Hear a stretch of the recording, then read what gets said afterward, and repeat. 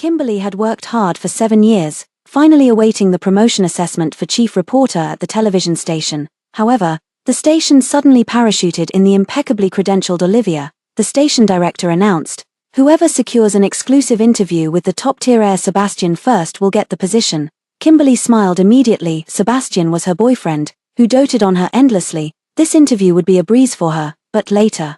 When the list was announced, Sebastian had ultimately chosen to give the exclusive interview to Olivia. She froze on the spot, unable to believe it. Rushing to the restaurant he frequented, she wanted to ask him face to face for an explanation, yet through the glass, she saw him slightly bowing his head, attentively and tenderly peeling shrimp for Olivia. At that moment, Kimberly felt as if struck by lightning. She distinctly remembered that exactly a year ago, in this very restaurant, she had playfully asked him to peel shrimp for her. He had chuckled helplessly, kissed her fingertips, and said, "Sweetheart, I'm allergic to shrimp, can't peel them. Do it yourself." Alright, hello, everyone. Welcome to my channel. Subscribe us to read wonderful stories every day. Now, the story begins.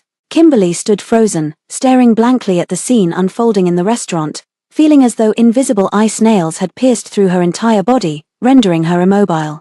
Everyone says Sebastian is famously the untouchable flower of their circle, aloof, abstinent, with an aura so intimidating it once made a female business partner cry. Only in front of her, his girlfriend, does he shed that icy demeanor to reveal rare tenderness. But now, for the first time, she saw an even gentler expression on his face. Yet it wasn't directed at her. She felt as if the entire world was crumbling before her eyes. It wasn't until Olivia got up and headed to the restroom that Kimberly seemed to finally regain control of her body. She walked over step by step, her footsteps unsteady, as if treading on clouds or stepping on broken glass. "Sebastian," her voice was terribly dry, trembling uncontrollably. Sebastian looked up at the sound, visibly startled to see her. A barely perceptible flicker of panic flashed through his eyes, but was quickly replaced by his usual composure. "Kimberly, what brings you here? What's your relationship with Olivia?" She stared at him intently, each word seeming to be forced through clenched teeth. Sebastian remained silent for a few seconds, set down his gloves, and leisurely wiped his hands with a tissue. He avoided her gaze, his voice low. "Kimberly, I mentioned my past relationships to you before. Do you remember?" Kimberly trembled all over. Of course she remembered. They had just started dating when she noticed how exceptionally well he knew how to pamper a girl. Unable to resist, she asked if he had been in many relationships before. At that moment, he pulled her into his arms and answered truthfully, "Not many, just pursued one. It was back in high school. I was far less composed than I am now. It was my first crush, and I poured all my energy into chasing her, studying her preferences in every way. That's how I learned so much." He spoke with an air of detachment, as if recounting someone else's story. "In the end, it didn't work out, not because she wasn't willing, but because she went abroad for her dreams. I had to stay to inherit the family business, and we just missed each other." His expression was so calm then that Kimberly assumed he had long moved on. After all, so many years had passed, and the other person had never even been officially with him. After all, she was the one who had spent 5 years by his side day and night. At a business banquet 5 years ago, she met Sebastian for the first time. Back then, he was already a business tycoon who dominated the scene, while she was just a rookie journalist. He stood at the center of the crowd, yet seemed to radiate his own aura, making it impossible to look away. To her surprise, after the dinner party, he took the initiative to ask for her contact information and began pursuing her. Someone as lofty as him would drive several blocks on a cold winter night just to buy her favorite dessert, would silently wait downstairs when she worked late into the night, would drop all his work and stay by her side without leaving when she fell ill. She once asked him why he chose her, and he simply kissed her forehead gently and said, "Because you're you." Looking back now, perhaps it was only because she happened to appear during his time of solitude. "That person, is that Olivia?" Her voice trembled violently. Sebastian gave a soft "Amham." "Then what do you feel for her now?" she heard herself ask with shaking voice. Sebastian remained silent for a moment before answering in a low voice, "Kimberly, I don't want to lie to you. The moment I saw her, my heart still became unsettled. But I'm not sure if it's attraction, or just an obsession with the past." He looked at her with complex emotions in his eyes. "I never thought about breaking up with you. But I can't sort out my feelings right now. Give me a month, okay? Let me figure things out clearly." Kimberly felt as if an invisible hand had clenched her heart, the pain so intense she could barely breathe. Not only had he personally handed away her promotion opportunity, but now he was saying such things to her. For these past 5 years, he had been so good to her. Everyone who has seen them together says Sebastian loves her to the bone.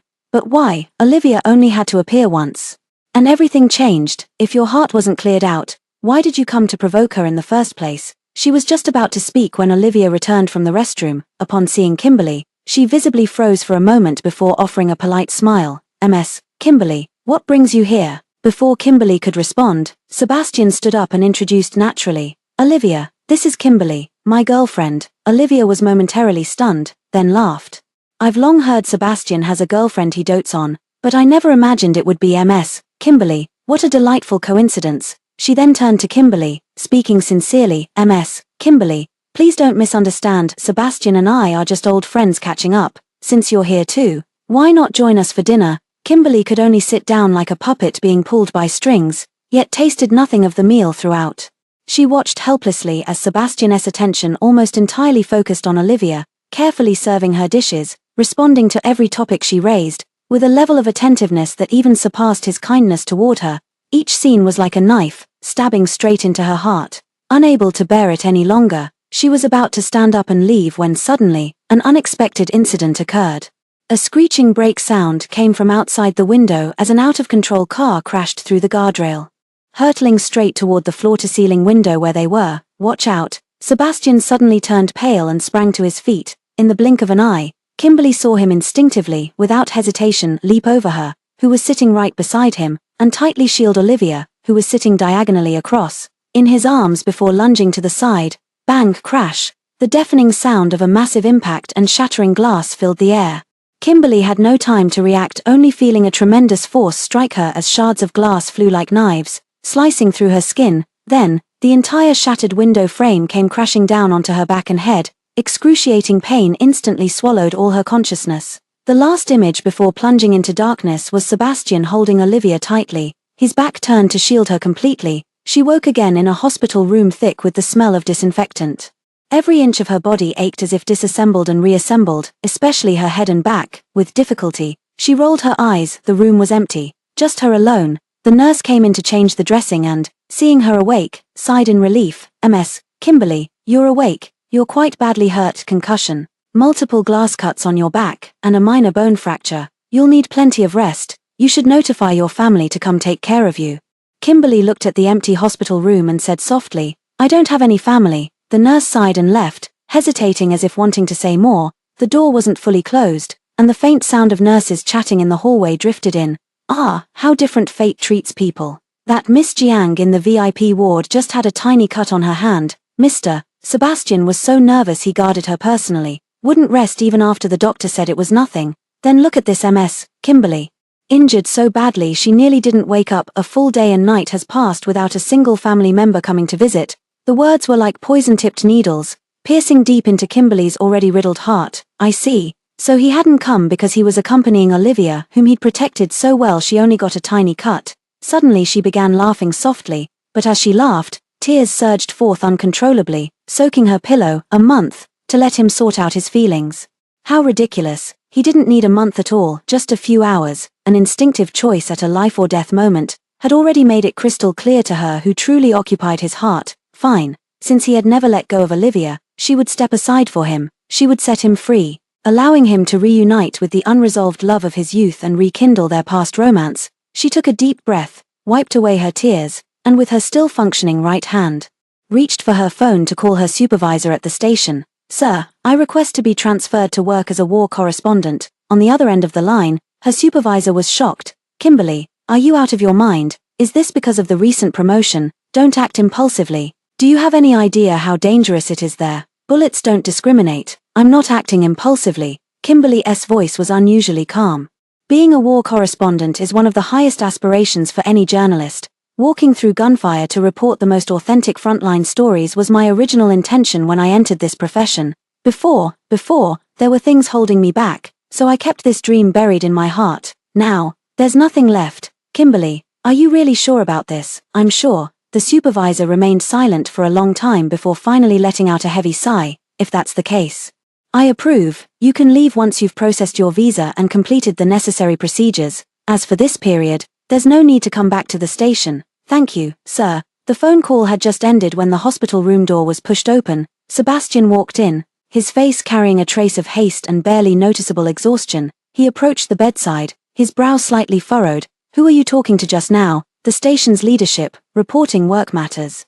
Kimberly lowered her eyelashes, unwilling to meet his gaze. Sebastian looked at her in different expression, pursed his lips, and sat down beside her. Kimberly, about yesterday, I'm sorry, the situation was too urgent, I just instinctively protected the one closest to me. Kimberly's heart felt like it had been brutally stabbed again. The one closest to him. She was clearly closer to him. He was sitting between her and Olivia. She was right by his side. Yet what he chose to protect was Olivia, whom he had to deliberately reach past her to touch. She said nothing, merely closing her eyes and locking all the pain and despair tightly beneath her eyelids. In the following days, Sebastian stayed by her bedside in the hospital room, but his mind was always elsewhere, frequently checking his phone, and whenever he received updates from his assistant about Olivia's condition, his tone would unconsciously grow tense and concerned. Kimberly couldn't bear it anymore and said hoarsely, "Go take care of Miss Jiang, I have nurses here." Sebastian shook his head, his tone insistent, "She's just a bit shaken up with minor injuries. You're seriously hurt, I'm staying to care for you." Kimberly only wanted to laugh until tears came. His body was here, but his heart, it had long flown to Olivia's hospital room. What's the point of forcing it to stay like this? On the day of discharge, at the hospital entrance, Kimberly happened to run into Olivia, who was also being discharged. Olivia warmly approached, first asking concernedly about Kimberly's injuries, then took out 2 exquisite invitations from her bag, handing them separately to Sebastian and Kimberly. "The station is hosting a promotion celebration banquet for me tomorrow evening. Sebastian, Kimberly, you must come and grace us with your presence." Kimberly didn't answer. Olivia's smile instantly turned somewhat aggrieved. "Kimberly, are you still mad at me, blaming me for taking your interview opportunity? I really didn't know you and Sebastian had that kind of relationship. If I'd known earlier, I would never have taken this assignment, and I truly never expected that Sebastian would choose to accept my interview. Indeed, who could have imagined it? Between his official girlfriend and someone else, he chose someone else." Kimberly felt as if a blunt instrument was repeatedly pounding her chest, the pain almost numbing. Just as she was about to speak, Sebastian naturally took the invitation and gave Olivia a reassuring glance. "This has nothing to do with you. Don't overthink it. Kimberly isn't that petty. Don't worry, we'll go." To spare Olivia from embarrassment, he had already made the decision for her. Kimberly felt a sharp pain in her heart. Yet she said nothing. In the following days, she watched helplessly as Sebastian meticulously prepared for Olivia's victory celebration banquet. He stood before the full-length mirror in the dressing room, trying on bespoke suits one after another, paying meticulous attention to every detail from cufflinks to tie pairings. The solemnity with which he approached it made it seem less like an ordinary party and more like he was preparing to receive the highest of honors. He even brought over a dozen sets of dazzling jewelry, spreading them across the entire bed, asking Kimberly to help him choose. At first she thought it was for her, but she never liked these gaudy things to begin with. Just as she was about to refuse, she heard him say, "Which set do you think Olivia would like?" In an instant, Kimberly felt all the blood in her body run cold. So, even when giving gifts, he had to go through such pains. Terrified she might not like it, her heart ached. But she said nothing. Silently, she helped him choose, then secretly applied for a visa behind his back that very day. On the night of the victory banquet, Sebastian attended with Kimberly. Olivia, as the star of the evening, shone brilliantly as she mingled among the guests. Upon seeing them, she approached gracefully to greet them, exchanged a few pleasantries, and then excused herself to attend to others, leaving them to their own devices. Sebastian remained by Kimberly's side. Yet his attention and gaze were persistently drawn to that graceful figure not far away. Each time he saw Olivia laughing and chatting with unfamiliar men, his grip on the wine glass would tighten abruptly, his knuckles turning white, and he would drain the contents of his glass one after another. Kimberly watched silently, the barren land in her heart now reduced to nothing but icy numbness. 5 years had passed, yet she'd never seen Sebastian so out of control, so visibly affected by a woman.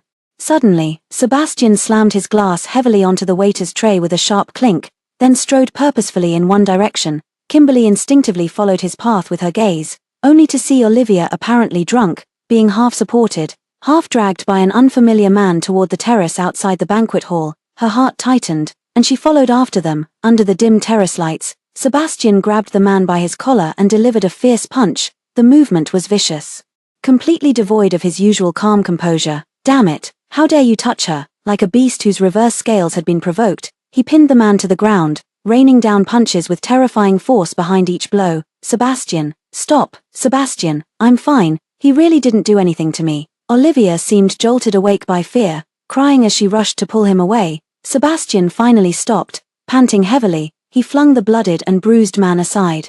Then took out his phone to call his assistant, his voice icy and terrifying. "Get to the terrace now, throw this man out, find out which family he belongs to. I never want to see him in City Z again." Only after his assistant dragged away the wailing man did Sebastian suddenly turn around, anxiously grasping Olivia's shoulders as he checked her over. "Are you okay? Are you hurt? Did he touch you?" Olivia, still shaken, threw herself into his arms, her voice trembling. "I'm fine.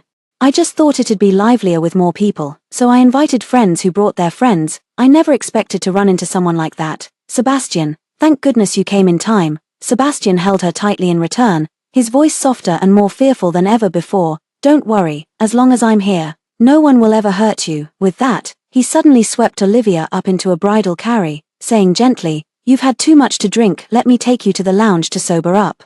Turning around, she came face to face with a pale-faced Kimberly standing at the terrace entrance. Sebastian's expression flickered with unease as he opened his mouth to explain. "Kimberly, no need to explain." Kimberly interrupted him, her voice eerily calm. "I know everything. Go take care of Miss Jiang." Sebastian watched her unnaturally composed face, an inexplicable surge of intense unease rising in his chest. In the past, Kimberly would get jealous at the slightest closeness between him and other women, requiring him to coax her for a long time before she'd calm down. Though he found it exasperating back then, he would always patiently reassure her, "Given my status, there will always be people shamelessly clinging to me, but you're the only one in my eyes. Don't be jealous for no reason." And she would nestle in his arms, mumbling softly, "I get jealous because I love you. The day I stop feeling jealous is when you should really worry." Thinking of this, Sebastian felt a sudden inexplicable unease rise in his heart. He wanted to say more, but the Olivia in his arms groaned uncomfortably, rubbing her temples. "Sebastian, my head hurts so much." Sebastian looked at the fragile and helpless Olivia in his arms, then at the indifferent-faced Kimberly before him. In the end, his concern for Olivia won out. Pursing his lips, he said to Kimberly, "Olivia isn't feeling well, I'll take her to rest first. Can you get back on your own?" Without even waiting for her reply, he carried Olivia and brushed past her, hurrying away. Kimberly stood rooted to the spot, the night wind chilling her to the bone. She had no idea how long she'd been standing there, until the sharp pain in her heart gradually numbed. Only then did she slowly turn around and walk away, step by step, from this suffocating place. She had just stepped through the hotel's gilded doors and reached the roadside, not yet able to take a deep breath of the frigid night air, when suddenly, terrified screams erupted from above. Someone jumped off the building. Kimberly instinctively looked up, only to see a dark shadow rapidly enlarging, hurtling straight toward her. Bang! A tremendous impact struck from above, and excruciating pain instantly flooded every nerve ending in her body.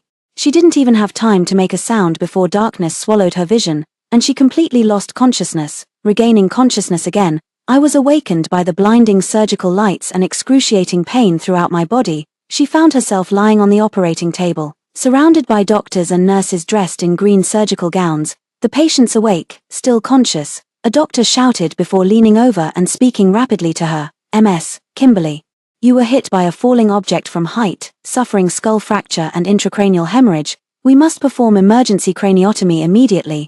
The risks are high. We need family consent. Quickly notify your relatives." Family. Kimberly struggled to move her eyeballs, her vision blurred. Her right hand was still mobile, but covered in sticky blood.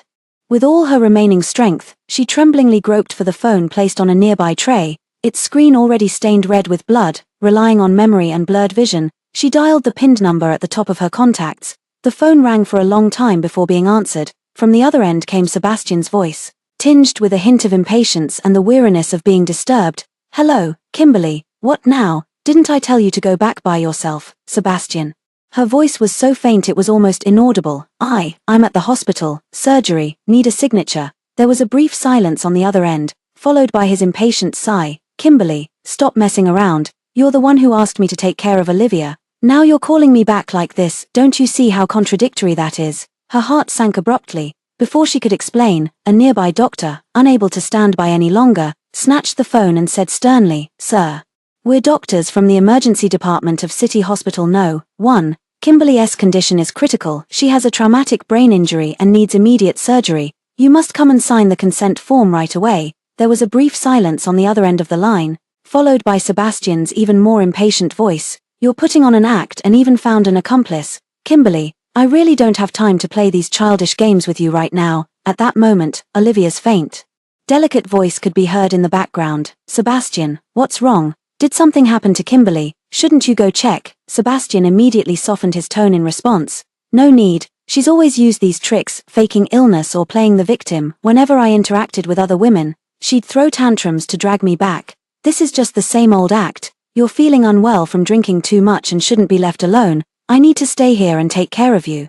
Without waiting for the doctor to speak again, the call was abruptly ended. The icy busy tone was like a sharp knife, completely piercing Kimberly's last faint glimmer of hope. Overwhelming grief and despair washed over her, yet she didn't even have the strength to cry. With great difficulty, she turned her gaze to the doctor, her voice barely audible. "Doctor, if there's no family member to sign, can I sign it myself?" The chief surgeon looked at this blood-covered, dying girl who had been treated so cruelly by her lover, his eyes filled with compassion. He remained silent for a few seconds before nodding heavily. "All right, we'll operate on you. You sign it." The nurse handed the surgical risk consent form and pen to her trembling, blood-stained hand. With the last ounce of her strength, she scrawled her name crookedly, Kimberly. Every stroke of the pen felt like personally burying all the love and youth she had invested over these 5 years.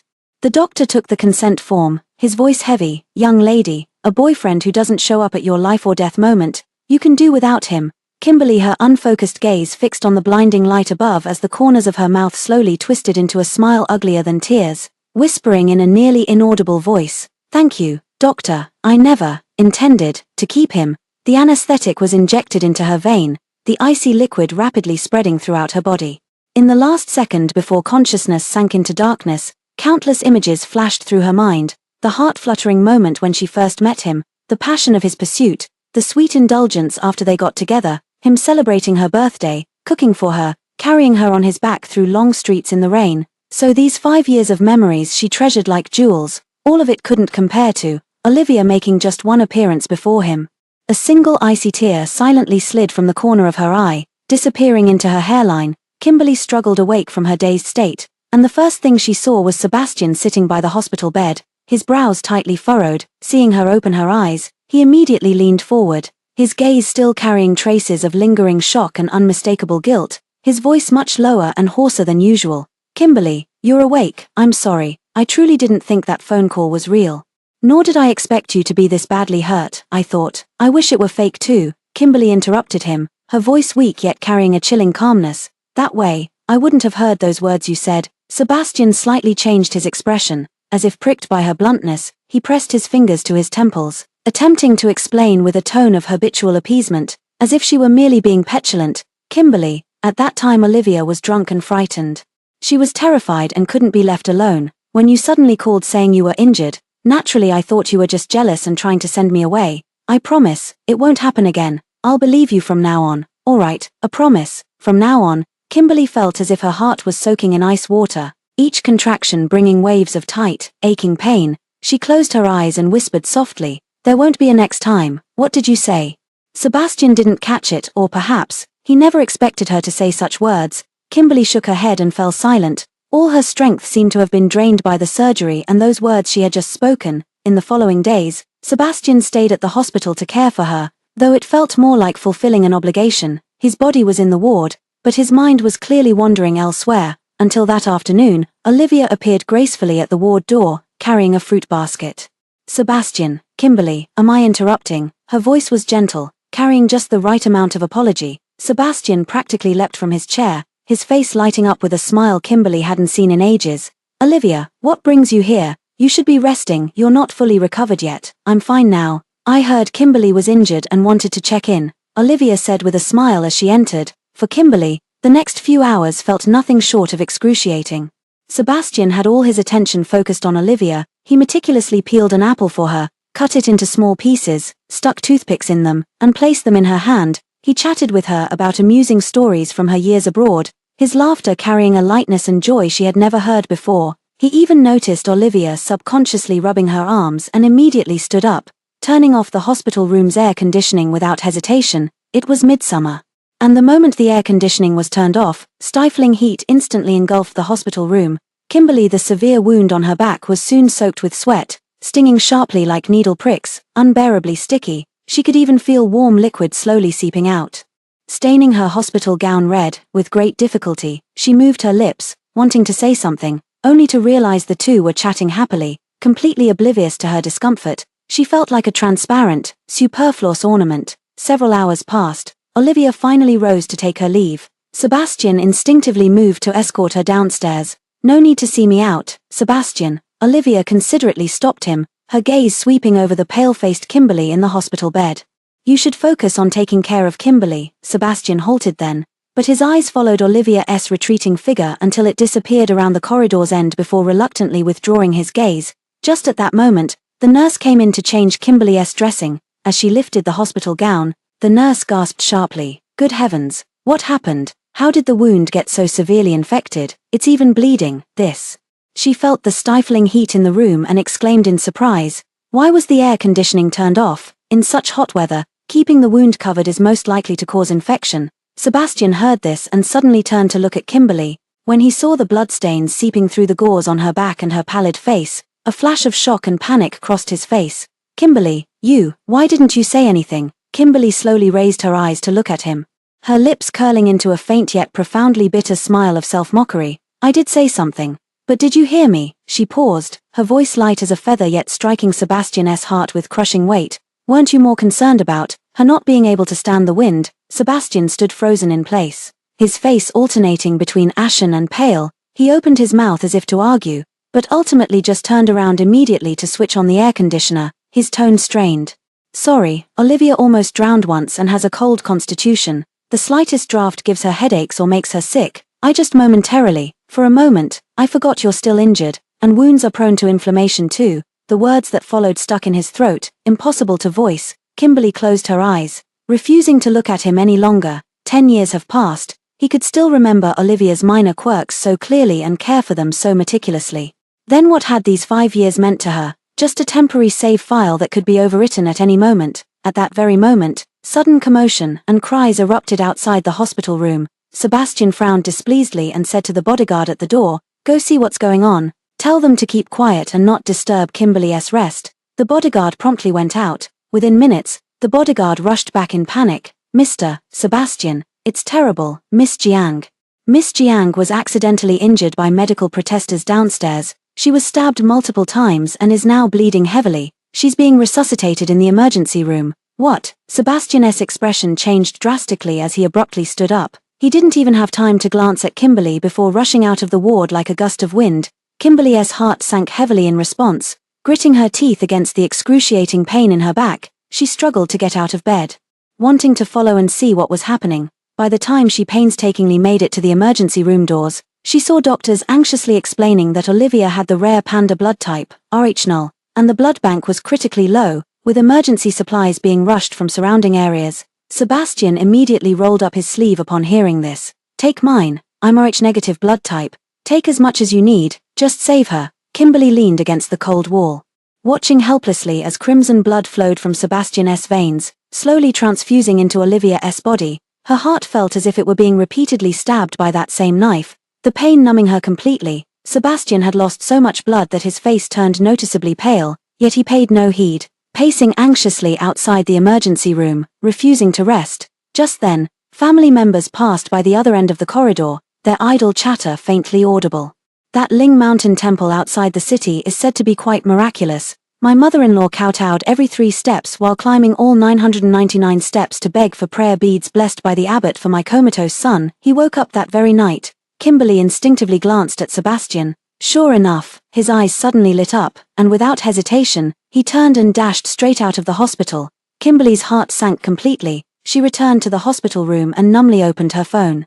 The first push notification from a local livestream read, "Shocking, Dwight Family Group's CEO devoutly kneels for love, prostrating every 3 steps to beg for the sacred Buddhist beads of Ling Mountain." In the livestream, Sebastian's expensive suit was covered in dust, his forehead bruised and even bleeding, yet he climbed the endless stone steps with unwavering determination, kowtowing at every step. The comment section was boiling with excitement. "Oh my God, it's Sebastian. He actually went this far for his girlfriend, so touching. I heard his girlfriend has been with him for many years, and their relationship has always been great. Now that's true love. I'm so jealous." Kimberly looked at those comments, feeling as if an invisible hand were gripping her heart tightly, the pain suffocating. He had indeed followed her for several years, but this time, what he was kneeling and begging for wasn't for her, his girlfriend of several years, but for that unforgettable, unattainable white moonlight. For the next few days, Sebastian did not appear again. Kimberly learned from the nurse's chatter that after retrieving the prayer beads, despite his weak condition and forehead injury, he stayed by Olivia's bedside day and night, personally caring for her. She opened her social media feed, and the first post that refreshed was from Olivia. The photo showed a string of dark prayer beads, captioned, "Surviving the ordeal. I'm grateful for everything, special thanks to someone's prostration with every step, this gesture means more than gold." The next moment, she saw Sebastian's avatar appear in the likes list. At that moment, Kimberly felt her heart ache so intensely she could barely breathe, her hands trembling. She turned off her phone, and suddenly the whole world seemed to fall silent, yet her chest remained a desolate, icy void. On the day she was discharged from the hospital, Sebastian drove over to pick up Kimberly. Gazing at her pale face, he said softly, "You've lost too much weight, and Olivia hasn't had much appetite lately either. Let me take you both out for a good meal today. You need to regain your strength." Kimberly sat silently in the backseat, watching the streetscapes recede rapidly outside the window. Olivia sat in the passenger seat, chatting cheerfully with Sebastian about recent amusing incidents. Kimberly felt dazed, realizing she was the superfluous outsider. At the restaurant, Sebastian attended to Olivia with meticulous care throughout. He patiently peeled shrimp for her, arranging the peeled shrimp neatly on her plate.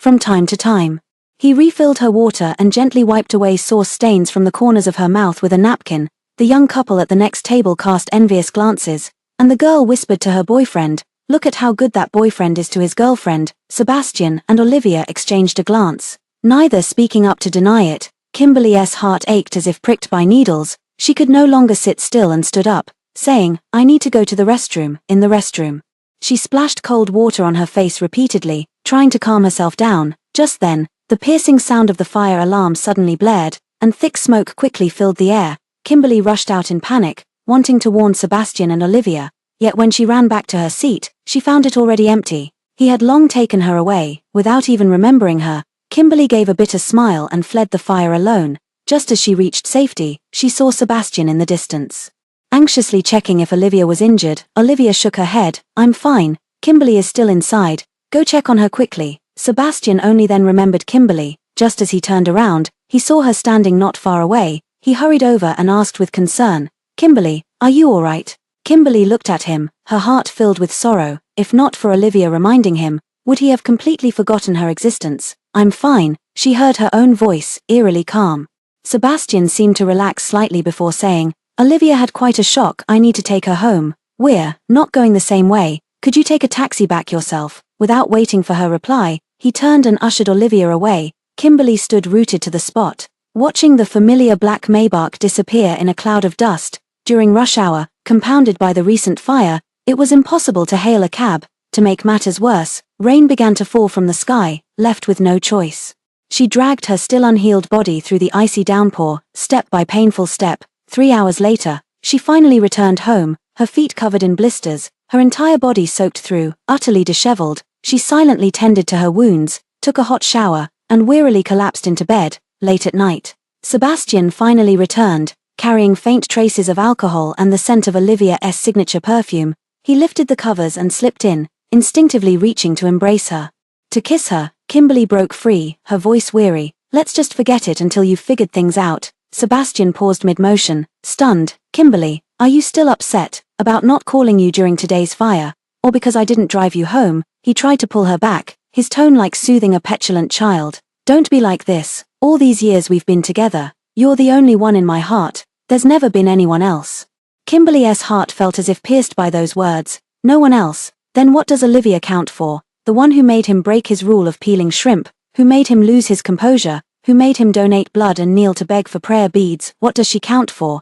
Yes, all these years he's only had her by his side, and never once mentioned Olivia. But the moment Olivia appeared, he became a completely different person. And this, more than anything, proves that Olivia is hidden in the most precious depths of his heart. He never mentioned it, yet he never forgot. Suppressing the pain in her heart, she turned her back to him and responded perfunctorily, "I know, let's sleep." Sebastian looked at her indifferent back and could only sigh in the end, wrapping his arms around her from behind without further movement. The next day, as if to make amends, Sebastian proposed taking Kimberly to see the meteor shower. You've always wanted to see it.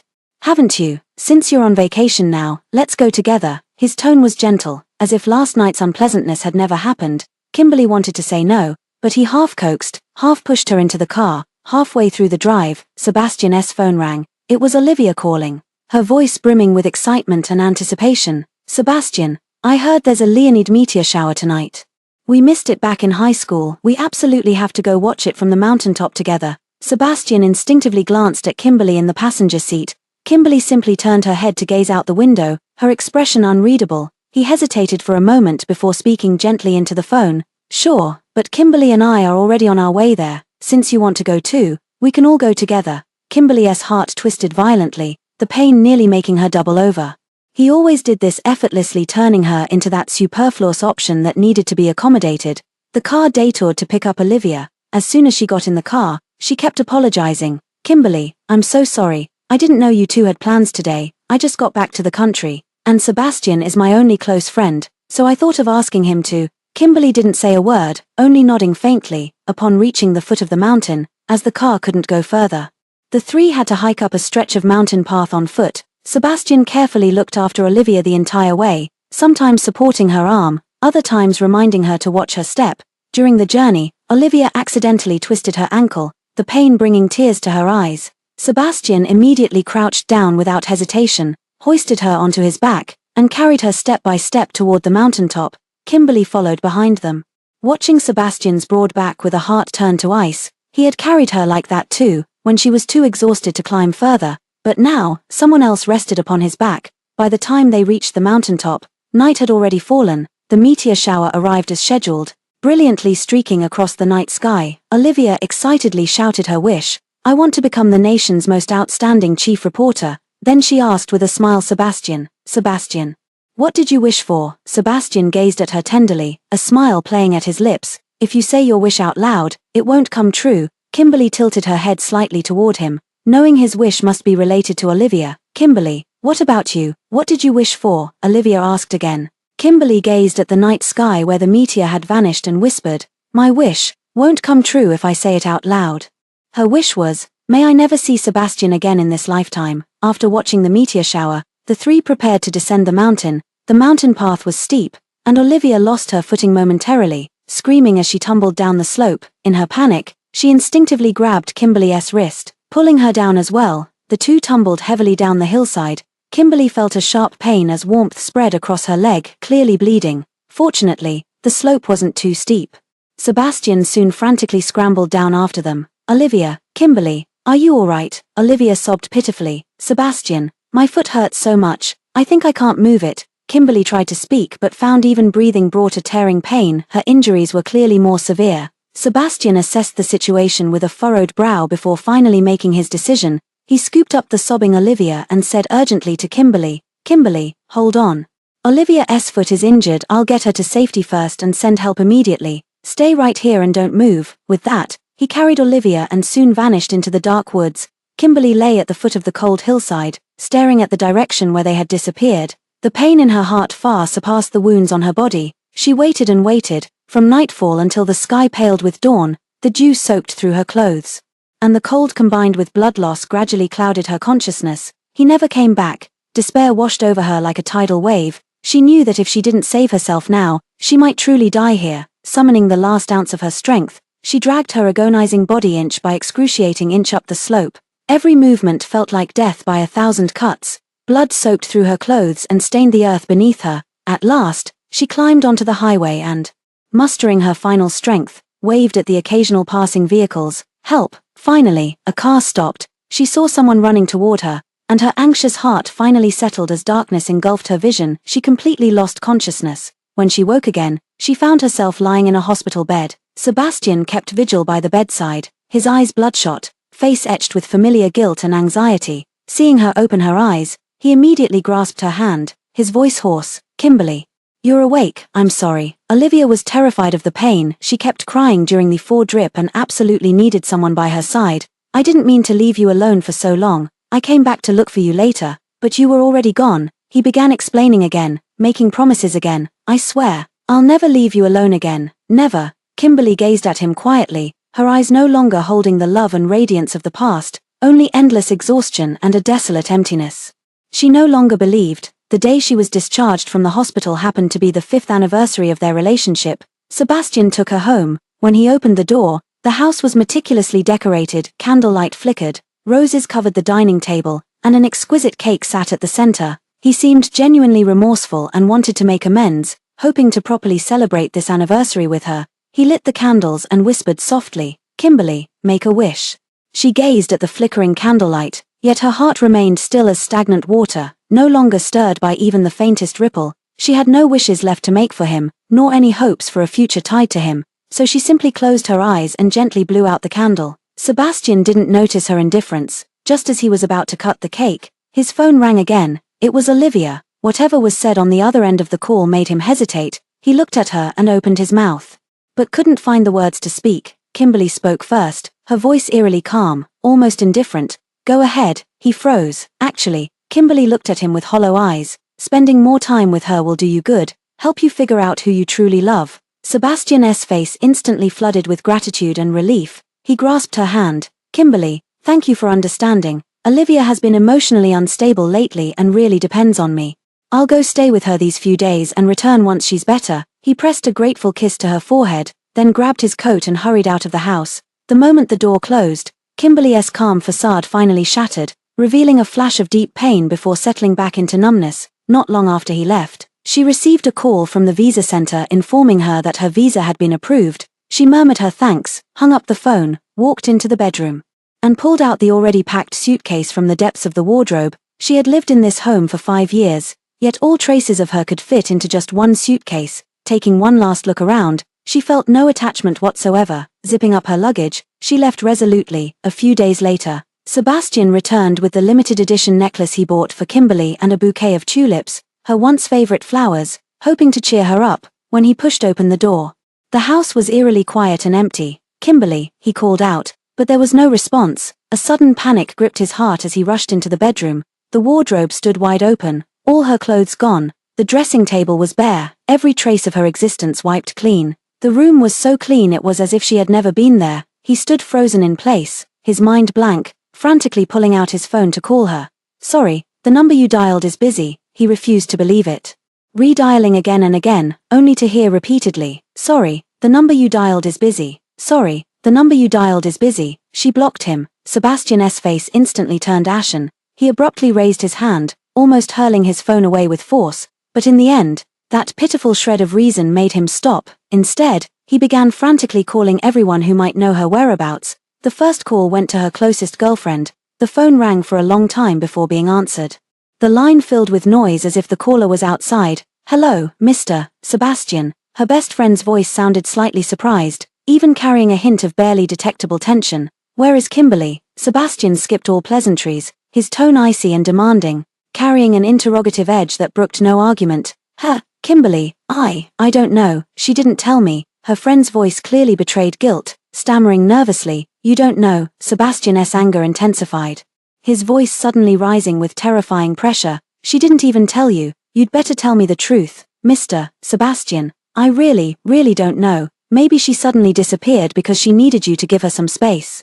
Space. Sebastian sounded as if he'd heard the most ridiculous joke, his tone mocking and icy. "I'll ask one last time, where is she?" The other end of the line fell silent for a few seconds, followed by a faint sigh. Then the dial tone after the call disconnected. Beep, beep, beep. Sebastian stared at the disconnected call, absolutely furious. How dare she hang up on him? Even the people around her dared to treat him this way. He proceeded to call several of Kimberly's colleagues, only to receive either vague responses like "not really sure" or polite yet distant replies. "Mr. Sebastian, this is Kimberly's private matter. We shouldn't interfere." This all-encompassing concealment and rejection poured like gasoline onto the fire raging in his heart. She had actually conspired with everyone to keep him in the dark, playing him for a fool. What the hell was she trying to do? Investigate. Get me answers now. He slammed the speed dial button, practically roaring at his assistant on the other end of the line, his voice slightly distorted and trembling with sheer fury and an undetected undercurrent of panic.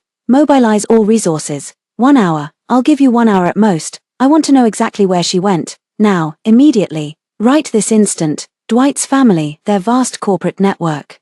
typically employed for business intelligence gathering and crisis management, now operated with ruthless efficiency to track down a single runaway woman. Every passing minute and second of waiting made Sebastian like a caged beast, pacing restlessly across the spacious living room. His expensive custom-made leather shoes struck the polished floor with dull, hurried thuds, each step echoing through the suffocating space. In less than half an hour, the phone rang. He answered almost instantly. His voice tense. "Speak." The assistant on the other end of the line clearly sensed his boss's explosive mood, responding with unprecedented caution and hesitant disbelief. "Mr. Sebastian, we've found out, Ms. Kimberly her visa type shows, it's a war correspondent visa." "What?" Sebastian sprang up from the couch, veins bulging at his temples. "A war correspondent? Has she lost her mind? Is she throwing her life away just to spite me?" After the initial shock came overwhelming rage and a deep sense of humiliation from being severely provoked. In his view, this wasn't about pursuing ideals at all. This was Kimberly throwing the most extreme, reckless tantrum imaginable. She was threatening and punishing him with her own life, trying to force him to yield, to compromise. "Prepare the plane immediately." Without a moment's hesitation, he barked the order into the phone, each word dripping with ice. "Let's see how long her willfulness lasts. This is sheer lawlessness." Snatching his car keys and jacket, he stormed out the door in long, furious strides. All along the way, his mind was brewing with towering rage and thoughts of how to teach a lesson to this disobedient woman who disregarded safety and caused him enormous trouble. His motive was simple and brutal: go to that damned, dangerous place and drag her back. As for salvaging their love, he never once thought it needed salvaging. He believed she had simply gone too far in her tantrum, and that his mere presence, removing her from danger, would set everything right again. After a long flight and a series of tedious, even slightly dangerous clearance procedures, Sebastian's private jet finally landed. The moment he set foot on this land, the dry air thick with the mingled scent of gunpowder and dust, along with the distant, indistinct sounds that could either be celebratory gunfire or conflict, made the man accustomed to first-class cabins and five-star hotels frown in extreme discomfort. He instinctively tugged at his suit collar, as if it could shield him from the unsettling atmosphere. The temporary news station in the war zone was set up in a building that appeared relatively sturdy, though bullet marks still scarred its walls. People clad in bulletproof vests hurried in and out, their faces weary but their eyes sharp with intensity. Sebastian spotted Kimberly almost instantly among the bustling crowd of journalists and staff, all clad in identical bulletproof vests, their skin tones a mosaic of diversity. She stood before a makeshift wooden table draped with an oversized regional map, her fingers darting across its surface as she engaged in rapid-fire discussion with several foreign colleagues. Their conversation oscillated between heated debate and emphatic nods. Her surveillance headphones hung loosely around her neck, the sharp lines of her profile tense with concentration as her gaze remained fixed on the map. That expression of single-minded focus and purpose was one Sebastian had never witnessed on her face before. She had grown noticeably thinner, the soft roundness of her cheeks had hollowed, revealing a defined, almost sharp jawline. Chronic sleep deprivation painted dark crescents beneath her eyes, while sun and wind had roughened her complexion. Yet her eyes burned with an intensity that startled Sebastian, a fierce, unfamiliar light that somehow hurt to look at. It was a radiance blended with a sense of responsibility, professional conviction, and independent resilience. She was no longer that delicate greenhouse flower who needed his meticulous care, who would pout and seek help over trivial matters, who was fragile and afraid of pain. This realization pierced Sebastian like a red-hot needle, striking unexpectedly and sharply into his heart, bringing with it a sharp, unfamiliar sting of pain and panic that inexplicably tightened his chest, making him miss half a breath. But he quickly suppressed that strange feeling, as anger and the thought of dragging her back took the upper hand. He strode over, ignoring the astonished gazes around him, and grabbed Kimberly's arm. His habitual command slipped out with undeniable dominance. "Kimberly, look at the state you're in. Come back with me this instant." He expected her to compromise without hesitation, as she always had before, and follow him the moment he appeared. However, Kimberly's reaction completely defied his expectations. She first winced in pain, then calmly, even with a hint of disgust, forcefully shook off his hand. She raised her head, her gaze icy and distant, as if looking at a complete stranger, her tone flat and unemotional. "Mr. Sebastian, please behave yourself. This is a work area. And I'm working. Do you need something, Mr. Sebastian?" That form of address was like a bucket of ice water, drenching Sebastian from head to toe, leaving him momentarily stunned. Sebastian was nailed to the spot by her sudden rejection and the icy three words "Mr. Sebastian," hardly believing his ears. What did you call me? He repeated, his voice rising slightly with shock and anger, carrying an offended sharpness. Kimberly, have you had enough of this nonsense? He took a step forward, his tall figure casting a shadow that nearly engulfed her completely, trying to intimidate her with his usual domineering presence. 5 years. We've been together for 5 years, and you just throw it all away, over this petty issue, just because I've been taking care of Olivia a bit more lately. Is this your way of extreme revenge, coming to this godforsaken place to punish yourself? Do you even know how dangerous it is here? His voice grew louder, drawing the attention of several foreign colleagues who paused their work and frowned in their direction, their eyes filled with clear disapproval and wariness. Some people even instinctively stepped forward slightly, subtly positioning themselves to shield Kimberly a little behind them. Kimberly wasn't intimidated by his fury, she didn't even glance at the colleagues trying to protect her, merely lifting her chin slightly to calmly meet his anger-flushed eyes. After listening to his lengthy tirade of accusations, her expression remained completely blank, save for the faintest, most imperceptible smile. The smile held no warmth, only a sarcasm soaked through with exhaustion and worldly wisdom, which inexplicably pricked at Sebastian's heart. Sebastian. Her voice remained steady, yet cold as a surgical knife, beginning to dissect the truth layer by layer. Between us, was it really just because you paid a little extra attention to Olivia? She tilted her head slightly, her gaze carrying an almost cruel calmness. Shall I help you recall, incident by incident, detail by detail? Without waiting for his reply, she continued speaking, her pace unhurried yet each word crystal clear, crashing through the silent air and landing on Sebastian's increasingly rigid face. When the restaurant's floor-to-ceiling window shattered, sending glass flying everywhere, who was it that you instinctively leaped over me to protect? Shielding them tightly in your arms, in the hospital room, who was it that merely whispered they were afraid of the draft, making you turn off the air conditioning without hesitation, leaving my stitched-up wound to fester, swell, and bleed in the stifling heat, the pain keeping me awake all night? On the terrace at the celebration banquet, for whom did you throw all dignity aside and brawl like a madman, then scoop someone up in your arms and walk right past me? As I lay on the operating table, with doctors searching in vain for a family member to sign the surgical consent form when they called you, in whose hospital room were you sitting, dismissing it all as me being dramatic and making trouble? Who was it that sprained their ankle while watching the meteor shower on the mountaintop, making you immediately carry her down the mountain, while leaving me, who had been dragged down the slope, with a deep gash on my leg from a rock, bleeding non-stop alone in the wilderness for an entire night? And what about our 5th anniversary? The candles on the cake had just been blown out when you got a call from who knows who, and you immediately stood up and left without hesitation, abandoning me. Before you left, you even had the nerve to say, "Thanks for understanding." She listed each incident one by one, calmly, without hysteria or tearful complaints, just stating the facts.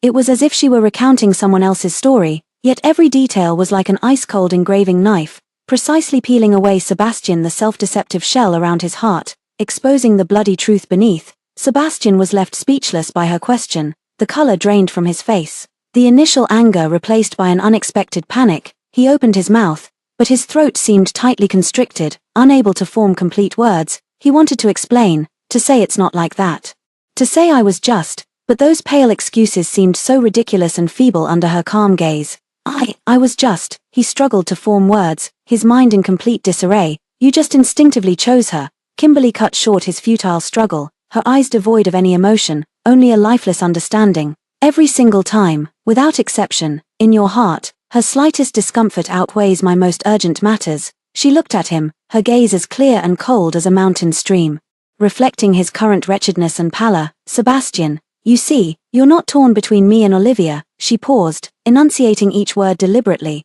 Though her voice wasn't loud, it carried the weight of a final judgment, sealing his guilt. From the very beginning, you chose her without hesitation. Now, I've helped confirm your choice. She turned slightly aside, making a please gesture with an air of detachment and finality. So take your confirmation and leave my world.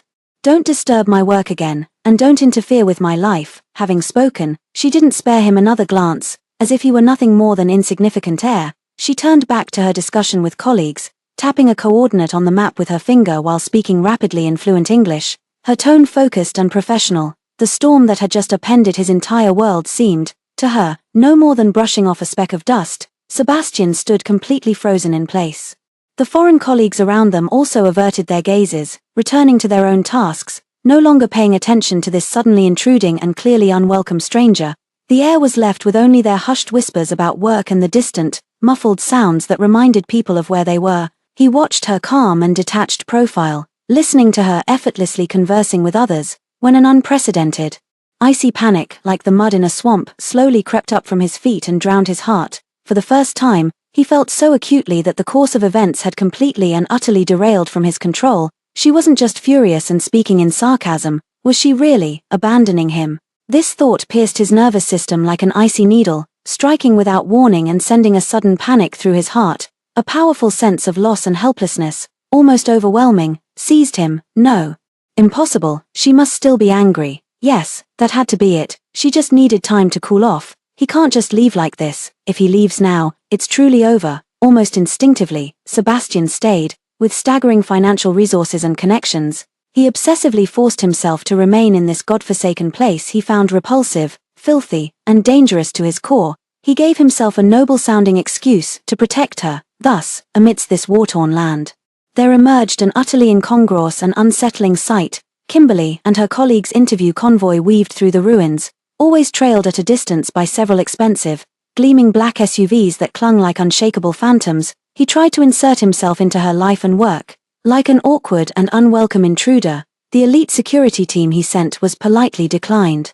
The expensive supplies he brought, fresh fruits and vegetables, purified water, even desserts from her favorite bakery, stood in jarring contrast to the local scarcity, appearing both ridiculous and ironic. He even attempted to forcibly join her reporting assignments, succeeding only in provoking deeper revulsion and tighter defensive measures from her colleagues. He was like an unwelcome shadow, stubbornly looming over her yet utterly unable to blend into her world.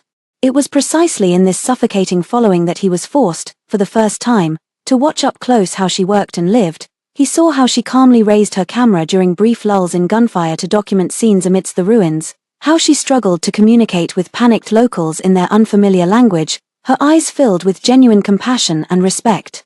How she unhesitatingly shared a piece of dry bread and drank from the same bottle of water with colleagues and even locals amid extreme scarcity. How she ventured into dangerous frontlines just to obtain the most authentic first-hand news. Without him, she not only lived well but even radiated a kind of vitality he had never seen before, more dazzling, more resilient, more moving. It was a strength rooted in suffering yet growing toward the light.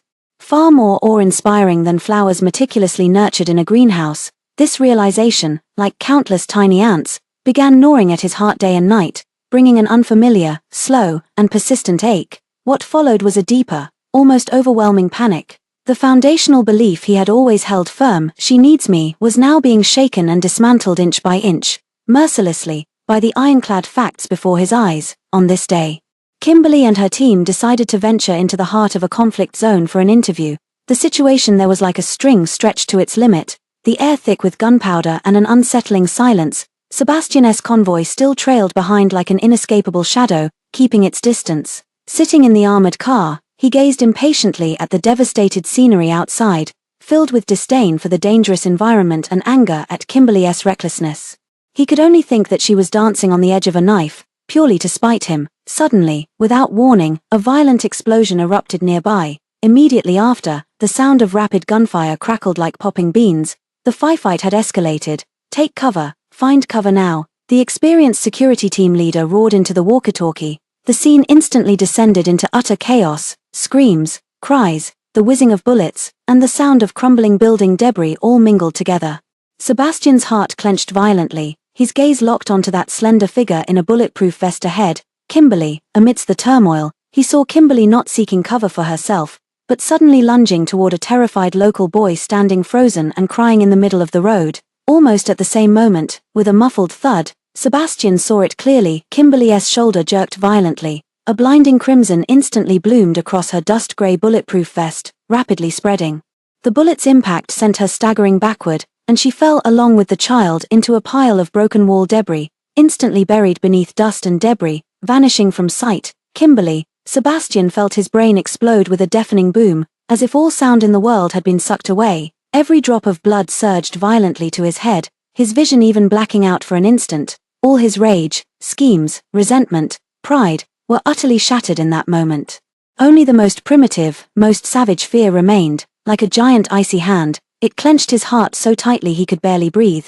He didn't even realize when he threw open the car door and rushed out, "Mr. Sebastian, come back, it's dangerous." The bodyguard's shouts and the whizzing of bullets grew distant and muffled behind him. He could hear nothing, see nothing. His eyes were fixed solely on the direction where Kimberly had fallen. He charged toward the ruins like a beast utterly enraged and stripped of all reason. Stray bullets whizzed past his ears and body, sending up splinters of stone that tore through his expensive suit and lacerated his cheeks and arms. The pain burned fiercely, yet he seemed completely numb to it. "Kimberly, Kimberly, answer me," he roared, his voice cracking and distorted by sheer terror. Frantic, he clawed at the shattered bricks and twisted steel bars with his bare hands. His fingers were soon cut open, bleeding profusely, yet he felt no pain. At last, he saw her. Her face was as pale as paper, smeared with dust and blood, her eyes tightly shut, the bloodstains on her bulletproof vest a horrifying sight. In that moment, Sebastian's heart ached as if gripped and twisted by a giant hand, almost bursting. "Hold on, Kimberly, I'll get you out, I'm here." His voice trembled violently, almost incoherent. He carefully moved the rubble pressing on her leg, mustering all his strength to lift her into his arms, shielding her with his entire back and the back of his head as if he could block all deadly dangers for her. He held her tightly, stumbling backward through the hail of bullets. Each step felt like walking on knife blades. Suddenly, a searing pain shot through his left calf. He groaned, his knee buckling as he nearly collapsed. A stray bullet had struck his leg. He glanced down, blood was gushing from the wound, rapidly staining his pant leg crimson, but he only clenched his teeth, veins bulging on his forehead, took a deep breath, and tightened his grip around the person in his arms, dragging his injured leg. He didn't pause for a second, charging backward like a madman. He had only one thought: he couldn't stop. He absolutely couldn't stop. He had to get her to safety. It wasn't until he had safely put her into the Red Cross ambulance that had arrived to meet them, and watched the door close, that he felt all his strength drain away. He stumbled, leaning against the ambulance door, breathing heavily, his face ashen. Outside the operating room, time passed with agonizing slowness. His leg had only received simple hemostasis and bandaging. The bullet was still inside, and every movement brought a tearing pain, but he paid it no mind. He stood like a statue, staring fixedly at the tightly closed operating room door, his eyes hollow and filled with terror.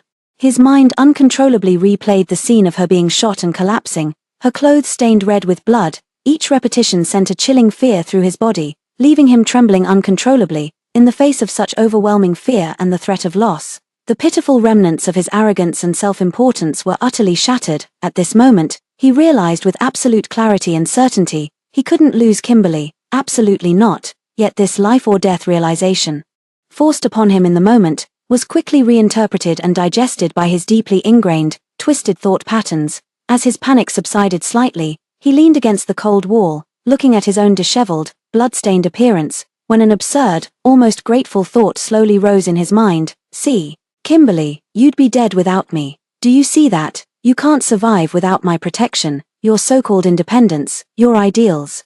This godforsaken place you insisted on coming to, it almost cost you your life. You're just being willful, reckless, playing with your life as if it's a joke to me." He saw this instinct-driven, near-desperate rescue as a powerful, irrefutable proof of love and the ultimate bargaining chip to make her change her mind. He even began mentally preparing his arguments, ready to educate and convince her once she woke up, to make her face reality and obediently return with him. A few days later, Kimberly finally stabilized and woke up from her coma. Sebastian immediately limped over on his injured leg, practically throwing himself to her bedside, his face filled with post-crisis relief and an unconscious, almost eager for praise expectation. He grabbed her uninjured hand urgently. "Kimberly, you're awake. You scared me to death. Do you know that?" His voice choked with emotion. Thank goodness I got there in time. See how dangerous it was. Without me, you really would've." He paused, trying to make his tone sound more reasoned, more like stating facts rather than accusations. "This place is too dangerous. It's simply not where you should be. Stop being willful. Once you're better, we'll return home immediately, and never again." His words came to an abrupt halt, because he saw Kimberly slowly turn her head to look at him. In her eyes, there was none of the post-crisis dependence, gratitude, or even fear he had anticipated. There was only a cold, almost indifferent calm, and a clear, polite detachment, like looking at a stranger, who had risked their life to save you, someone who deserved a word of thanks, but still not someone you wished to be entangled with. Her chapped lips moved slightly, and though her voice was weak, it cut through with unmistakable clarity as she interrupted him. "Thank you, Mr. Sebastian, for saving my life. Her gaze swept over her heavily bandaged shoulder, then fell upon his equally bandaged leg, still oozing blood, as she continued in that same unruffled tone, "For the medical expenses you've advanced this time, along with all other losses incurred due to this accident, please have your assistant prepare a detailed list for me." She paused before adding, "After I return to my country, I'll find a way to repay you in full." Sebastian was utterly dumbfounded. It felt like having a bucket of ice water poured violently over his head, instantly freezing his entire body, or like being struck square in the face with a sledgehammer, leaving him dizzy and disoriented, his ears ringing as the whole world spun around him. "Thanks, pay me back." He had risked his life, with a bullet still lodged in his leg, nearly dying there, and all he got in return was a polite thanks and the cold, meticulously clear demand to pay me back. The anticipated emotions, tenderness, reconciliation, dependence. Even her finally realizing her mistake and compromising, none of it happened. The immense disparity and incomprehensible reality pierced his chaotic mind like an icy awl. For the first time, he began to vaguely realize with such clarity that things might truly not be as simple as he thought, just throwing a tantrum or acting out. It seemed she really intended to sever all ties with him. Even the debt of saving her life was to be measured and severed with money, an unprecedented, overwhelming panic and intense bewilderment, like deep-sea kelp, coiled around his heart, nearly suffocating him. Yet the arrogance and self-assurance forged through years of wielding power and control acted like a suit of impenetrable armor, shielding his fragile core, making him unwilling, even afraid, to probe the true source of this terror. Almost instinctively, he defaulted to the explanation that best fit his mental framework: he simply hadn't done enough.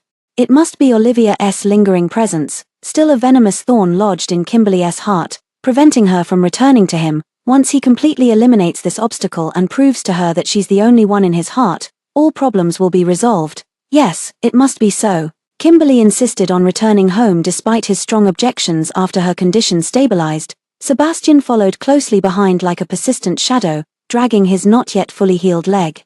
He seemed to have fallen into an obsessive madness, vowing not to stop until he achieved his goal. After returning home, he launched an even more high-profile, relentless, and self-righteous reconciliation campaign. Every single day without fail, he sent people to deliver expensive luxury goods, rare jewelry, keys to top-tier sports cars. He even rented all the massive billboards in the core commercial districts and transportation hubs of City Z.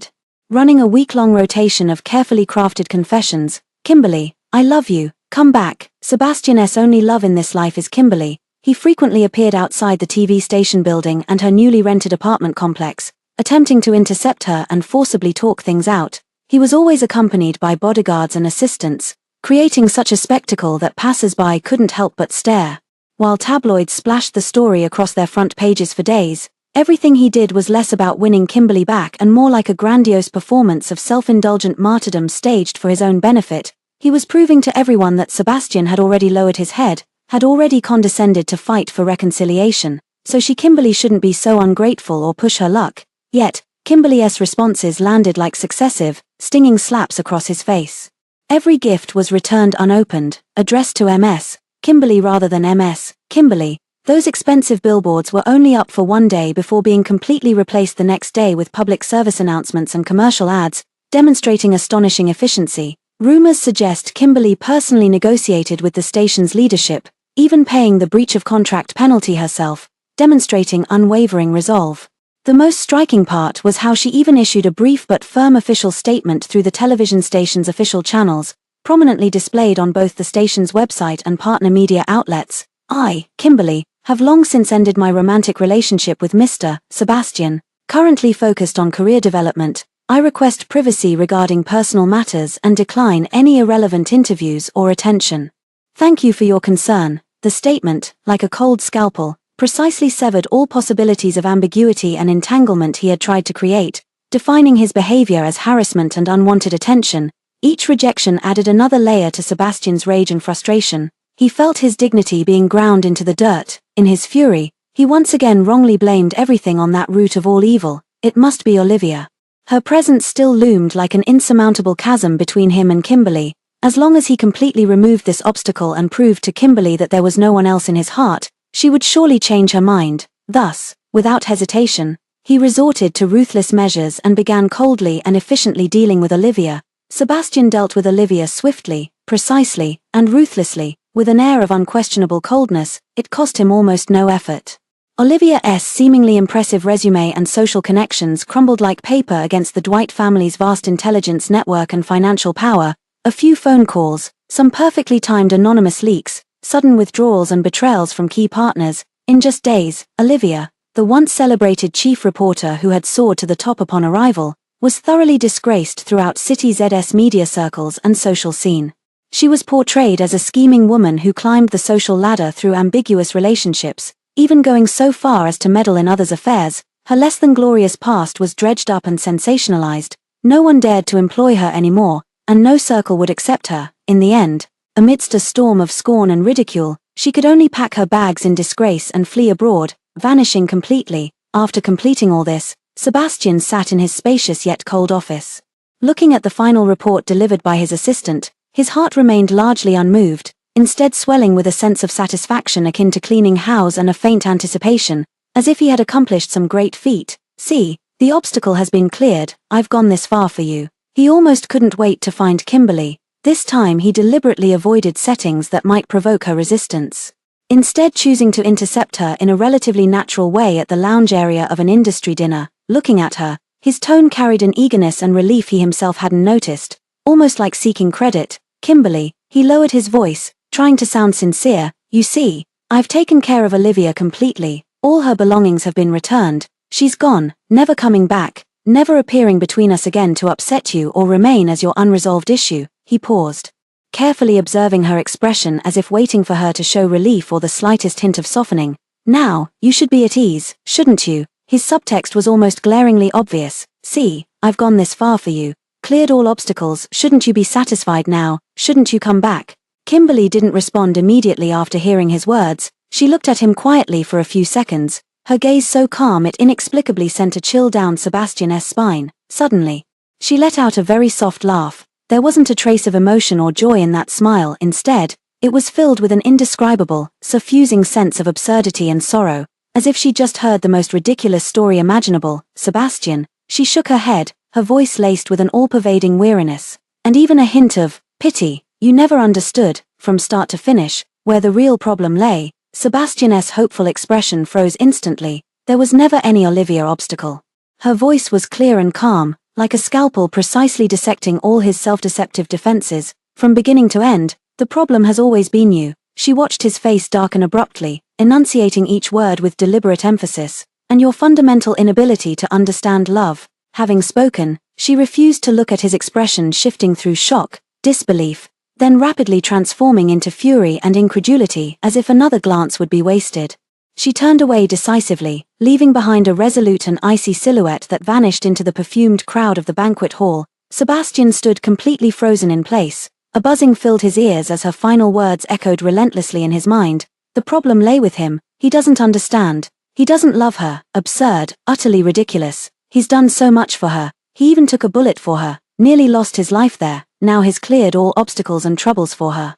When has Sebastian ever gone to such lengths for anyone? What more does she want? What else does she want from him? A surge of immense rage, resentment, and the humiliating sting of complete rejection instantly consumed him. Blood roared violently to his head. How dare she say that? How dare she dismiss everything about him? "Kimberly, you can only be mine." This obsessive thought raged wildly in his mind, nearly shattering the bars of reason. "I'll never let go, never." However, his nearly out-of-control frenzy didn't last long. His public spectacle over an ex-girlfriend, even mobilizing corporate resources to settle personal grudges, had severely angered the elders within the Dwight family. A family meeting with an atmosphere so tense it could drip water was convened in the study of the Dwight family ancestral home, a room symbolizing absolute authority. "Sebastian, your recent behavior has been utterly disgraceful, Mr. Dwight said with a face as dark as storm clouds, his sandalwood cane striking the floor with a heavy, dull thud that carried undeniable authority. "Making such a public scene over a woman,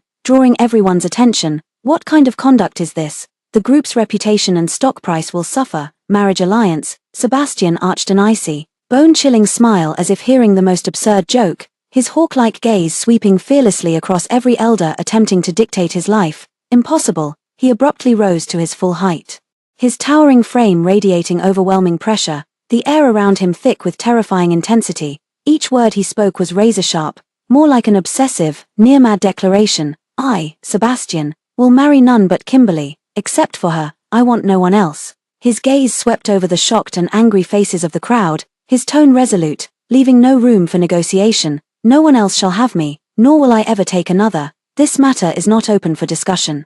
He even went so far as to wield his absolute controlling stake, suppressing all opposition with an almost dictatorial force. Yet, beneath this seemingly deep as the ocean and no one but you declaration, its core was not entirely rooted in profound love and respect. It was more of a morbid, unquestionable possessiveness and paranoia at work. She is mine. This thought swirled like the most vicious curse in his mind, eroding his reason. Mine alone. I haven't let go, no one can take her away, and I'll never allow myself to belong to anyone else. He stubbornly believed that as long as he refused to let go, as long as he removed all so-called obstacles like arranged marriages and proved his determination to everyone, Kimberly would eventually see his goodness, would turn back. And everything would return to the starting point under his control. Yet reality dealt him the heaviest blow precisely when he was most confident, just as he was busy dealing with internal family pressures, believing he had cleared all external obstacles for her. News about Kimberly once again reached him through special channels. The message was brief, yet every word cut like a knife. She had accepted an invitation from an international news organization, completely transferring away from domestic assignments to permanently reside in an overseas region plagued by frequent conflicts, harsher conditions, and near isolation, serving as their chief war correspondent. Her return date was uncertain, or perhaps, she might never come back. Subsequently, reports about her began appearing frequently during prime time slots on internationally authoritative media outlets like BBC and CNN. Sebastian could only catch glimpses of her, coldly, distantly, through various news channels he once disdained. She stood before the bombed-out ruins, conducting live broadcasts with steady composure, her gaze as firm and penetrating as a torchlight that seemed capable of piercing through screens. She ventured into the heart of war zones, interviewing people from all sides amid gunfire and artillery, delivering objective yet profound reports brimming with the power of humanistic concern. She stood on the podium of the International Journalism Awards, dressed in a sleek black gown, accepting the trophy that symbolized the highest honor in the industry. Radiant and composed, she delivered a speech about truth and peace. She was drifting further and further away from him, beyond his reach, until he could only gaze at her figure through a cold screen. Like the most ordinary spectator, the girl who once nestled in his arms, who would cry, laugh, and act coy, had vanished. In her place stood a remarkable woman, dazzling and rooted in a broader world, someone he no longer recognized. The sensation of her completely slipping from his control, no longer even needing his so-called world, felt like an invisible, icy hand finally clamping around his throat in that moment, filling him with an unprecedented, almost overwhelming panic and a suffocating void. She now possessed a stage entirely her own, one of grandeur and brilliance, and on that stage, from the very beginning, there had never been a place reserved for him. Driven by panic, he began frantically trying to re-establish a connection, even if it was entirely one-sided. He dialed every number she might know, only to be met with the icy unreachable tone or endless busy signals. He composed lengthy emails, shifting from accusations to pleas, but they sank like stones into the sea without a single ripple of response. He searched all her social media accounts, only to find they'd either long been abandoned or had completely blocked and blacklisted him. He spared no expense, escalating his efforts, buying access to every possible channel that might reach her, whether it was her foreign colleagues, assistants, or even the local security personnel she hired. The feedback she received was always the same, cold, formulaic, as if copied from the same template. MS. Kimberly is very busy. MS. Kimberly does not wish to be disturbed. Sorry, no comment. It was as if she had built an invisible yet insurmountable wall of the hardest steel and most resolute will between him and herself, completely and permanently shutting him out of her world. This absolute, gap-free rejection brought an unprecedented sense of overwhelming helplessness and panic that began gnawing at Sebastian day and night. He began suffering from severe insomnia, lying awake night after night in the cold, empty bedroom, staring at the ceiling while his mind replayed her resolute departure and those icy, distant eyes. Only by relying on copious amounts of strong alcohol, enough to numb his nerves, could he barely manage to slip into a fitful sleep. Yet even in those brief, alcohol-drenched dreams, all he saw was her walking away, over and over again, replaying endlessly. Each time he jolted awake, his body was drenched in cold sweat, his chest aching as if hollowed out. His temper grew increasingly irritable and volatile, with even the slightest trivial matter capable of setting him off. In the company, he became a mobile, highly unstable powder keg, with a sinister gaze and an icy, piercing tone that made all the executives and employees tremble with fear. Treading on thin ice, the entire Dwight family group's top floor was shrouded in an oppressive atmosphere. It felt as if the softest, warmest part of his heart had been ruthlessly hollowed out. That hollow, icy sense of loss grew clearer by the day, tormenting him until he could neither eat nor sleep, his entire being visibly withering away at an alarming rate. But he still stubbornly, almost obsessively, refused to admit that it was the loss of love. He forcibly attributed this heart-wrenching pain to intense discomfort from broken habits and anger over lost possessions. He had grown accustomed to her meticulous care in his life, to her always revolving around him and making him the center. To everything about her. Now she suddenly withdrew without warning, not only living well but even thriving brilliantly in realms beyond his reach, which severely challenged his deeply ingrained sense of authority and control. He simply couldn't accept it, nor could he comprehend it. He just wanted back what originally belonged to him. He told himself this over and over, trying to numb his already panicked and aching heart with this twisted logic. A seemingly accidental opportunity finally arrived.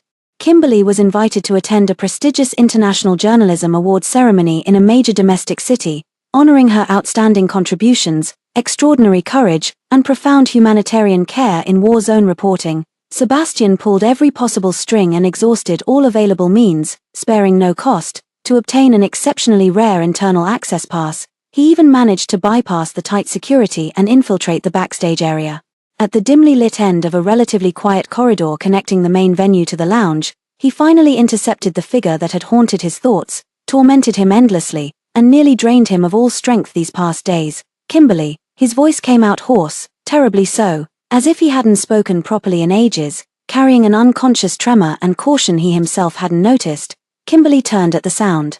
She wore an exquisitely tailored, expensive custom gown in a deep ocean blue that accentuated her fair complexion. Her makeup was refined yet understated, her gaze bright and composed, exuding a calm confidence born of weathering storms. Seeing him appear so suddenly, a faint flicker of surprise crossed her face as if beholding a stranger who didn't belong, before swiftly settling into her usual polite yet distant expression.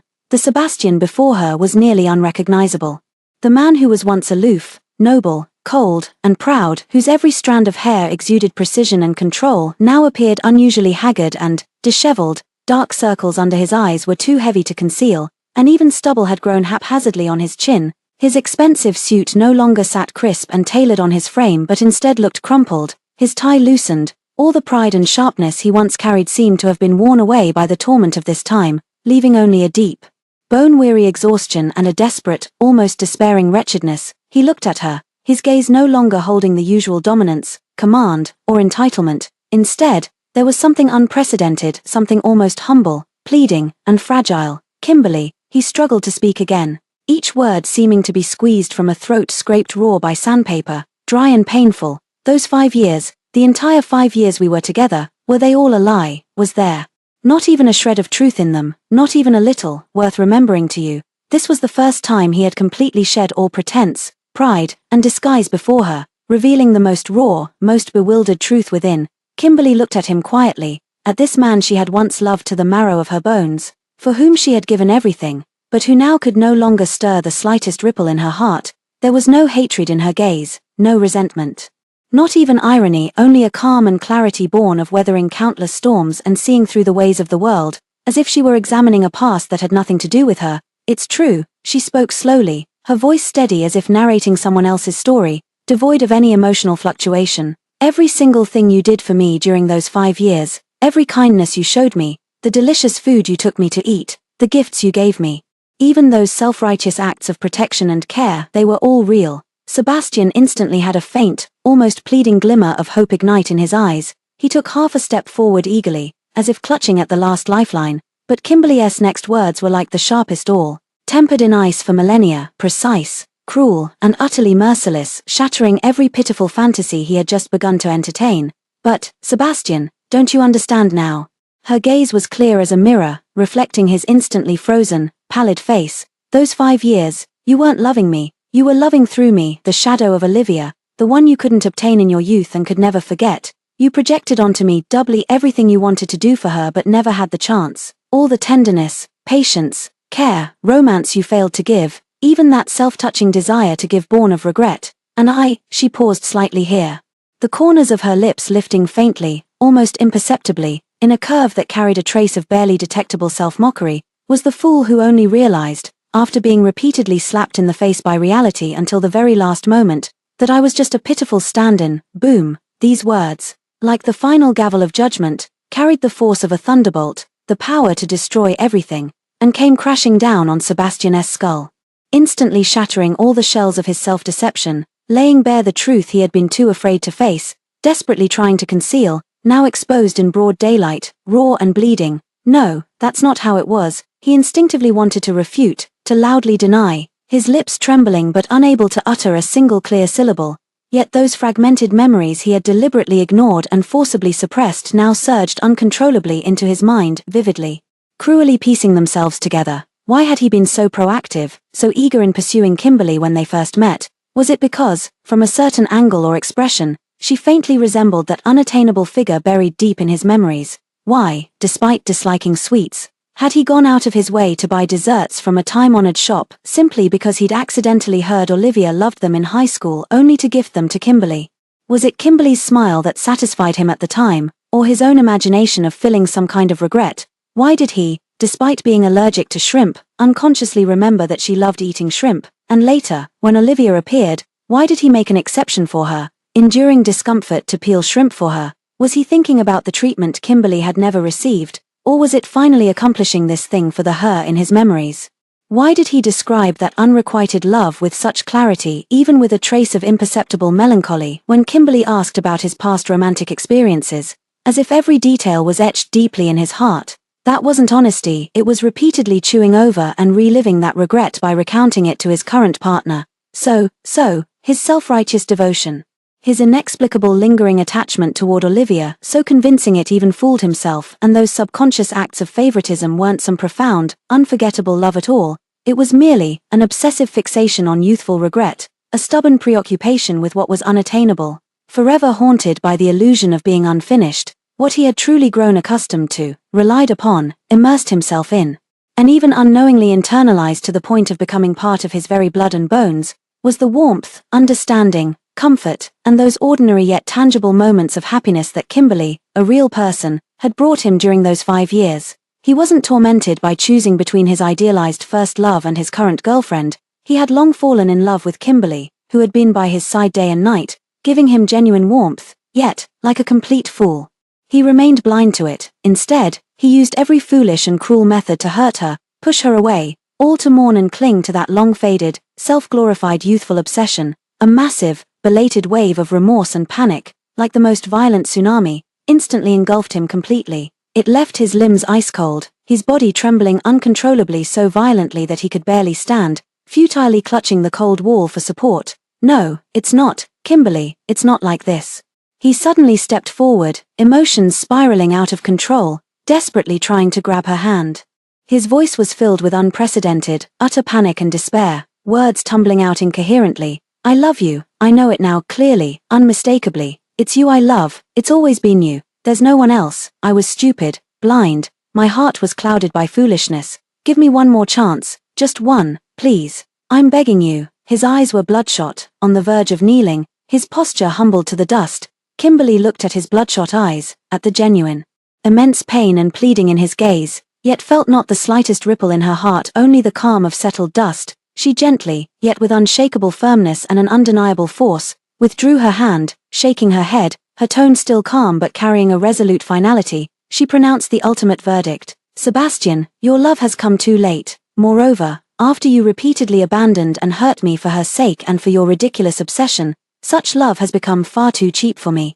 I can't afford it, nor do I want it anymore. With that, she no longer looked at the instant despair and devastation on his face, as if his world had collapsed. Resolutely turning away, she walked with steady and determined steps toward the brilliantly lit, dazzling award stage that belonged to her. Never looking back, at the award ceremony, the spotlight shone like a resplendent galaxy. Kimberly held the weighty trophy symbolizing supreme honor.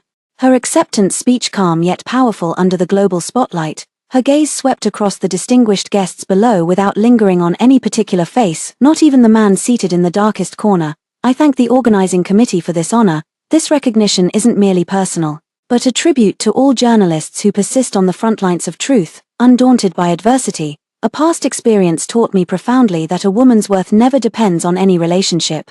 Independent character, professional excellence, courage in hardship, and an unwavering commitment to speaking truth for the voiceless, these are the stars and oceans worth pursuing throughout our lives. Throughout her speech, she never once mentioned the man sitting in the shadows below. I've bid a final farewell to your world. Mine has long been vast as the ocean and sky, with no remaining ties to you. Sebastian sat in the shadows of the most inconspicuous corner of the auditorium, watching her shine brilliantly atop the world, receiving applause and admiration from the crowd. As he listened to her calm yet resounding speech, each word feeling like a final farewell to him, he understood completely. Without any lingering hope, he had lost her forever, utterly and completely. Lost the girl who had once loved him with her entire sincere heart, only to be gradually destroyed and pushed away by his own hands, the girl who had ultimately grown into someone so dazzlingly radiant. The world before his eyes seemed to instantly lose all color and sound, leaving only an endless expanse of lifeless gray and icy cold that completely swallowed him whole. Several years later, on a late night, Sebastian stood alone before the floor-to-ceiling windows of an empty, cold penthouse that resembled an expensive showroom. Outside the window stretched the dazzling yet soulless city lights, countless glowing windows that held no warmth and couldn't penetrate the darkness within. The massive LCD screen was silently broadcasting an international news channel. On the screen, Kimberly appeared amidst scorched earth where the flames of war had just subsided, their embers still smoldering. Standing composedly before the ruins, she delivered her on-site report. Even without sound, one could sense the calm, strength, and a certain sorrow emanating through the screen. He held a glass of strong liquor in his hand, the amber liquid gently swirling within.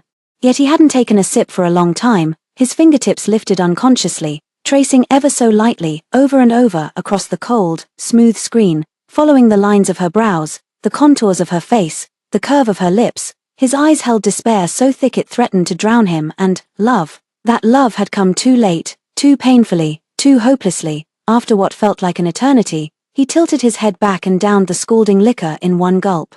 The fiery liquid burned his throat and stomach like flames, yet did nothing to fill the desolate, icy void and pain in his chest. Staring at the screen where the person he could never reach or reclaim remained, he murmured hoarsely, his voice broken like a dreamer's whisper, carrying eternal regret. I seem to have just learned how to love, but you no longer need it. Outside the window, the dazzling yet cold lights silently illuminated his figure, forever frozen in regret and solitude. Long and silent,